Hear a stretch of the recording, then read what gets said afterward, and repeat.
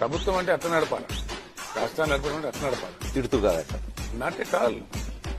ఈ ప్రజలు అధికారం ఇస్తారు, ఎందుకంటే కొన్ని సందర్భాలలో అనుకోకుండా వస్తుంది. వచ్చినప్పుడు దాన్ని ఎట్లా తీసుకోవాలో మాకు ఇంత పెద్ద బృహత్తరమైన బాధ్యత వచ్చింది. ఈ బాధ్యత ప్రజలు మనకు దేనికోసం ఇచ్చారు? కేసీఆర్ గారిని తిట్టమని ఇచ్చారండి. తాతగాని దద్దమ్మ ఇప్పుడు గా కూపాష సిగ్గుపడాలి. ఇట్లా మాట్లాడే పిసగాడి కొడుకు వాడు సిగ్గుపడాలి. పిసగాడి కొడుకే అంటున్నాను నేను, తలకాయలేనోడు. కేంద్ర ప్రభుత్వం మీరు రిఫర్ చేస్తామంటే వద్దన్న కుక్కలు కొడుకేవాడు వాడు తలకాయనోడా తోకునోడా మంచిగా గాడిదా? చాలా మంది దుర్మార్గులు, దరిద్రులు, బుట్టచోరుగాళ్ళు, పనికిమాలిన సిగ్గుందా మీకు? ఇజ్జతమానం ఉందా? ఇంకా అమాయకుల ప్రజలు గొర్రెలా? ముఖం మీద ఉమ్మేసి సిగ్గుండాల. ఈ చిల్లరగాళ్ళు, ఈ కిరికిరిగాళ్ళు, కిరాయగాళ్ళు సిగ్గు లజ్జాయమని ఉంటే మెడలు వంచులుగా ఇరుస్తాం. నీ మెడలు 4 ముక్కలు చేస్తాం అనుకుంటున్నావు. జాగ్రత్త. దాన్ని ఫామ్ హౌస్ గా అడుగుపెట్టి 6 ముక్కలు అయితే నాకు అనుకుంటున్నామేమో.